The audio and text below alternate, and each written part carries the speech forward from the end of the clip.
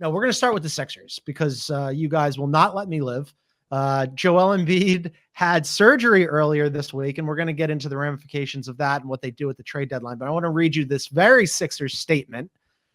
Came out on Tuesday morning. Joel Embiid had a successful procedure today to address an injury to the lateral meniscus in his left knee. He will be reevaluated in approximately 4 weeks. Sixers promptly lost to 4-11 without Embiid. I don't know. You guys are super into this story. I just wanted to go away because 'twas ever thus with the Sixers. Yeah, I mean, listen, the wording of this whole situation in one way or another has been weird, right? It's like kind of breadcrumbing information, if you will, and it's almost like leaving it up to the interpretation of the person reading it. It's not very direct. Even the insiders, they're all reporting similar but also different types of terminology when they go ahead and put out their tweets and their statements and, their reporting. So it's weird. It seems that the 76ers are purposely keeping this very close to their heart, very close within the organization. You wonder why, but then also I feel like this is very on brand for Philly. We spoke about this a few shows ago. I think it was last show. I don't really remember the 76ers and some other organizations like the Brooklyn Nets are notorious for this as well. There are some organizations that really just get to the point. Like, this is what it is. This is what the time frame we're looking at. And then there's organizations like these where it's a little bit more elusive and they don't really want to know, they don't want the general public to know what the left hand is doing when the right hand's showing you. It's very weird. I'm not surprised by it, but I do think it's leaving a lot for interpretation. And I wonder what the 76ers are going to do by the trade deadline. There are moves that they can make, but you also wonder, because you don't really know what's going on, is it a necessity that they even make something? Are they even thinking that far ahead? So I've got a theory that was not mine. It was presented to me by an executive person that's out there that I almost don't want to bring up because I don't want to hurt John any further than he's already been hurt by the Sixers. So I say this with numb. So go ahead. I'm already broken. Sensitivity and love. So it is weird. Ash is completely right. And I don't know what's going on in terms of even behind the scenes, the verbiage is weird.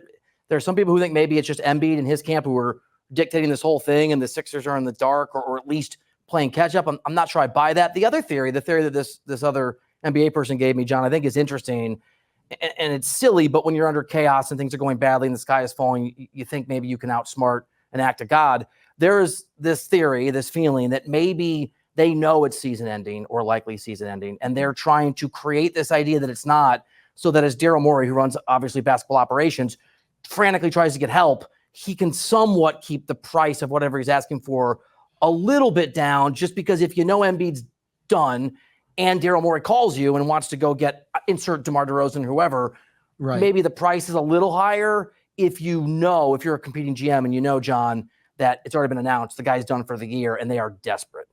Maybe. Yeah, I said this to you guys in our text message chain that it kind of felt like prior to the news that it kind of felt like early on in Embiid's career where he had the second shutdown prior to his rookie season where like nobody was really saying anything and it was very vague and like all of a sudden he had a surgery and they're like, well, we'll wait and see. I don't know, 4 weeks, who knows? Maybe they decide he's going to be all right and the Sixers keep their heads above water. They do have a little bit of a cushion. I mentioned they're 4-11 without him this season. Obviously not good. Maxey's questionable for tonight with an illness, so that's not great. They could end up losing to the Warriors again. But they do have a little bit of a cushion. They're 30-19. So they're 4 games up on the 7 seeds, which is the Heat and the Magic, which would be the play-in line. And then they're 11.5 up on the Nets, which would put them out of the playoffs entirely. So I guess there's a world where Maxey and like somebody that they add at the deadline keeps them out of the play-in. Like, I feel like, listen, eventually, I feel like by the deadline, the general public is going to know or have an indication of what's going on with Embiid based on what the 76ers do or don't do, right? Because if you go after a DeMar DeRozan or a Jordan Clarkson obviously gives you, right now, I think the Sixers are ranked 27th in bench points. So he gives you the punch off the bench. DeMar DeRozan can help with that offensive load that now on Tyrese Maxey's shoulders with Joel Embiid being out of the mix. You go for a DeMar, you basically are saying, look, our season's not over, Joel Embiid's coming back. Or are you saying, in your opinion, listen, it's over. We need someone to help carry the load. But if it is over, do you even make a trade? I think if the 76ers don't make a trade, Joel Embiid's not coming back. If they do, there's a hope that he's going to return a lot faster than a lot of us think that he will. Real quick, and then John, I want to hear your take. I can tell you this just from reporting, not that it's earth shattering. Literally right now, as we're speaking, there are a bunch of folks in Philadelphia who are meeting with Daryl Morey, and they're trying to figure all of these things out. They're having a high-powered meeting, I'm told, where they're together and they're trying to answer the exact questions that Ashley is presenting. Maybe John, they have more info, hopefully, on what the deal is with Embiid. But I think, at least right now as we're speaking, John, I think they don't know. I think they'll figure it out in the next few hours, and then we'll all know. I think they're still grappling with it, as I understand it, talking to folks. John, I know you know, because they have your soul and the soul of the rest of the 76ers fans in jars in that organization building. So tell me, put the lotion in the basket. Feels. I know you're connected. I think I would almost reverse that and be like, all right, they'll figure out what they're going to do. Like, I think it's more likely if they go with the Chicago route that they get somebody like Andre Drummond, who everybody's going to be after at the deadline, just because he's been throwing up. He had a monster game last night and they beat the Wolves. He had a double-double. I think he went for 16 and 16, and bring him home, fan favorite, Sixer legend, Andre Drummond.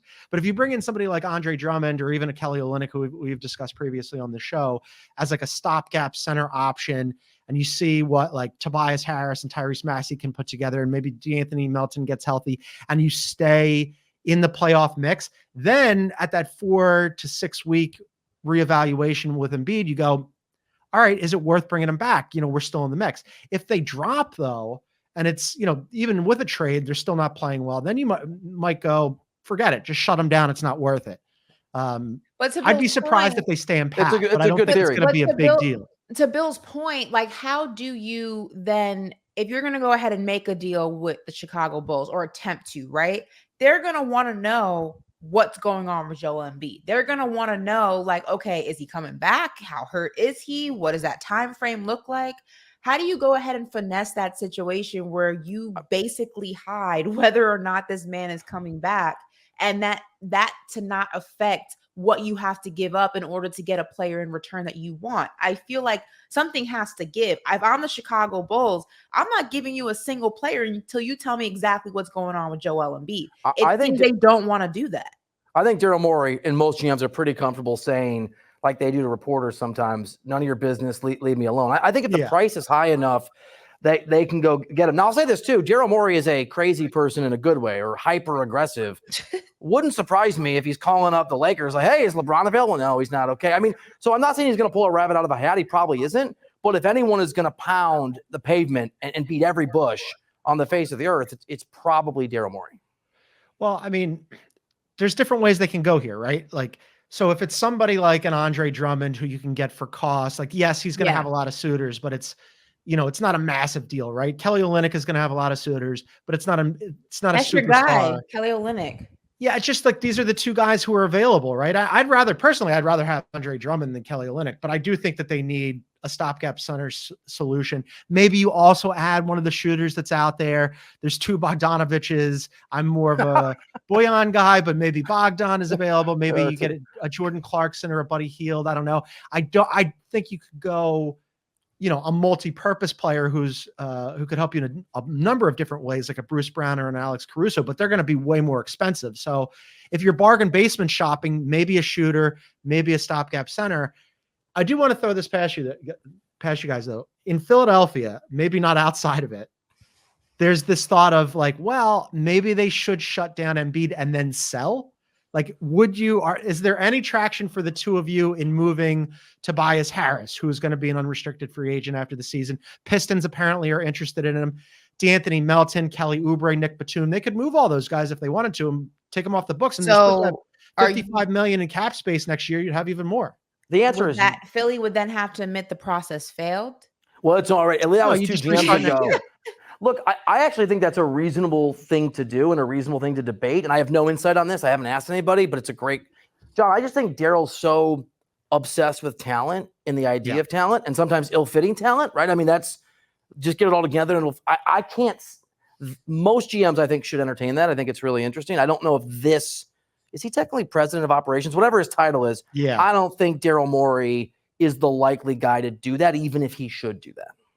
But I mean, Yeah, and also, I mean, do you believe in your hearts of hearts that this is not even a play-in team? Because if this is not a team that's going to drastically fall out, I mean, obviously from going from 3 or wherever they are currently to drastically falling into the play-in, yeah, it's a fall off, but it's not a death sentence. You know what I mean? So I don't know if you make a move that keeps you afloat for the possibility that Joel Embiid returns, it's not enough to go ahead and shut him down. Now, even if he doesn't return, if you still make a move, which more than likely Philly's going to do, the play-in's not a death sentence. It's not what you wanted, but blowing up your entire team for the possibility. I mean, Joel Embiid's coming back. You know what I mean? It's not like he's Maybe. acting out tomorrow. But I Maybe mean, if it's a playing situation, I wouldn't bring him back.